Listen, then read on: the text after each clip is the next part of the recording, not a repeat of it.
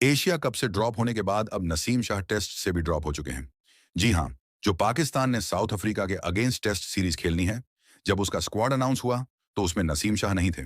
जब नसीम शाह को टी20 से ड्रॉप किया गया, यह बात कुछ हद तक समझ भी आती है, क्योंकि उनकी फिटनेस टी20 को लेकर इतनी अच्छी नहीं थी और उनके टी20 में रीसेंट स्टैट्स भी कुछ खास नहीं है, जिस वजह से उन्हें टीम में वापस लाया जाए। लेकिन टेस्ट से ड्रॉप होने के बाद नसीम शाह को लेकर एक बहुत बड़ा सवाल बनता है कि पाकिस्तान के पास करेंटली टेस्ट में शाहीन के बाद नसीम शाह ही एक अच्छा ऑप्शन देखे जा रहे थे, बट इन्हें टीम से ड्रॉप करने के बाद मैनेजमेंट ने सबको हैरान कर दिया है। अगर आप इनके लास्ट 5 खेले गए टेस्ट मैचेस की बात करो तो इन्होंने आखिरी 5 मैचेस में 18 विकेट्स ली हैं।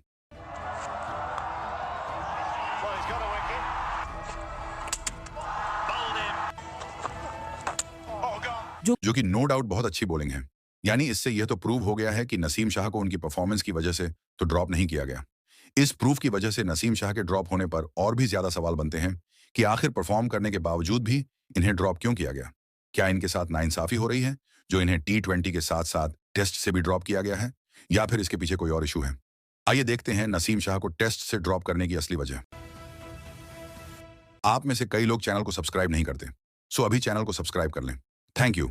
सबसे पहले हमें थोड़ा सा नसीम शाह के स्टार्टिंग टेस्ट करियर को देखना होगा। नसीम शाह ने सबसे पहले डेब्यू टेस्ट फॉर्मेट में किया था। 2019 को ऑस्ट्रेलिया के अगेंस्ट किया था, exciting prodigy, 16 years of age, swings the ball both ways. जहां इन्हें एक विकेट मिली।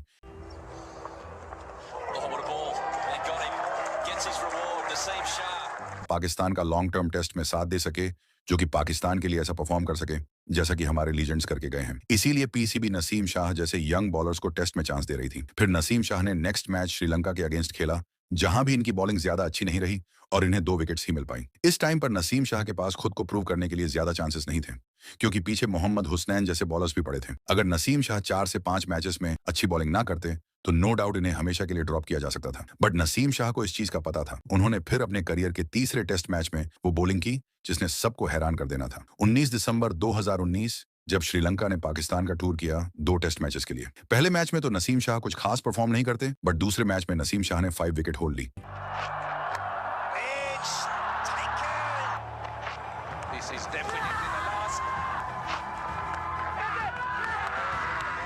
ये 5 विकेट हॉल इनके लिए बहुत बड़ी बात थी, जिसके पीछे पहली रीजन तो ये है कि ये 5 विकेट हॉल इनके करियर की पहली 5 विकेट हॉल बनी, और दूसरा ये नसीम शाह पूरी क्रिकेट हिस्ट्री में टेस्ट में 5 विकेट हॉल लेने वाले दूसरे नंबर पर यंगेस्ट क्रिकेटर बन गए। Well, he becomes the youngest fast bowler in Test history to take 5 wickets.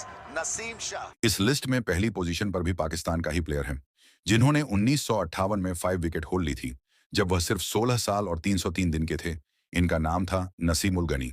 Naseem Shah ने 5 विकेट 16 साल और 307 दिन की उम्र में ली थी। यानी अगर नसीम शाह 5 दिन पहले यह कारनामा अंजाम दे देते तो शायद इनका नाम इस लिस्ट में अब पहली पोजीशन पर होना था। इस मैच से नसीम शाह की टीम में जगह पक्की हो चुकी थी। फिर नेक्स्ट मैच इन्होंने बांग्लादेश के अगेंस्ट खेला और यहां इन्होंने इससे भी बड़ा रिकॉर्ड सेट कर दिया। वो रिकॉर्ड ये था कि इन्होंने हैट्रिक ली।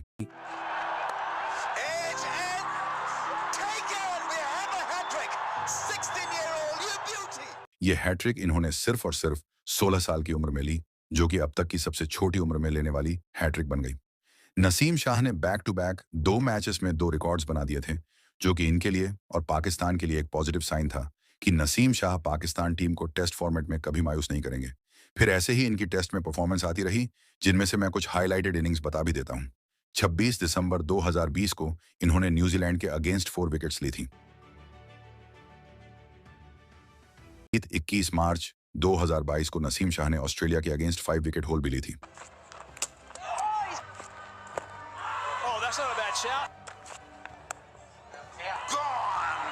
जहां पर इन्होंने ये 5 विकेट होल्ड ली थी, वो पिच बॉलर्स के लिए नहीं बल्कि बैट्समैन के लिए ज्यादा अच्छी थी। पर नसीम शाह ने उसी पिच पर वह भी ऑस्ट्रेलिया के अगेंस्ट 5 विकेट होल्ड लेकर ये तो प्रूव कर दिया कि वह टेस्ट फॉर्मेट में पाकिस्तान के लिए बेस्ट बॉलर्स में से एक हैं। फिर 24 जुलाई 2022 को श्रीलंका के अगेंस्ट 5 विकेट्स। फिर 1 दिसंबर 2022 को इंग्लैंड के अगेंस्ट 5 विकेट्स।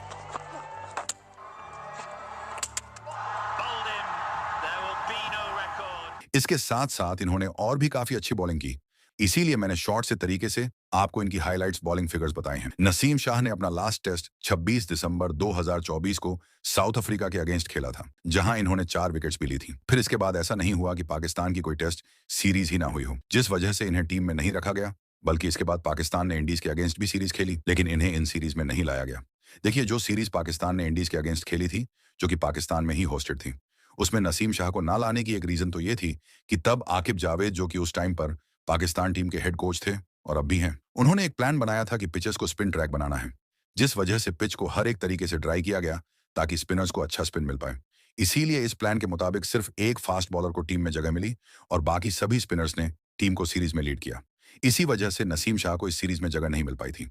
तब जो इनके ड्रॉप होने की रीजन थी वो यही थी। लेकिन जो नसीम शाह साउथ अफ्रीका वाली सीरीज से ड्रॉप हुए हैं, पहली के शायद इस बार भी पाकिस्तान की मैनेजमेंट का यही प्लान हो कि फिर से स्पिन ट्रैक बनाने हों, क्योंकि आप स्क्वाड देखो तो टीम में 3 प्रॉपर फास्ट बॉलर हैं, शाहीन, हसन अली और खुर्रम शहजाद। अगर स्पिनर्स देखो तो इस स्क्वाड में 5 प्रॉपर स्पिनर्स मौजूद हैं, अबार अहमद, नुमान अली, फैसल अकरम, आसिफ अफरीदी और साजिद खान। इससे तो यही लग रहा है कि पाकिस्तान इस बार भी सेम प्लान से ही मैदान में उतरेगा, बट असल पता तो सीरीज में ही चलेगा कि क्या होता है। इसीलिए हम अब दूसरी रीजन पर बात करते हैं, जो कि है फिटनेस।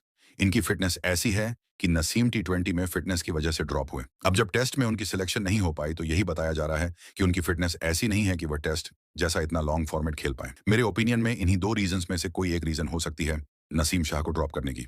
आपका क्या ओपिनियन है नसीम शाह के टेस्ट स्क्वाड में सिलेक्शन ना होने पर? अपना ओपिनियन कमेंट्स में जरूर बताना।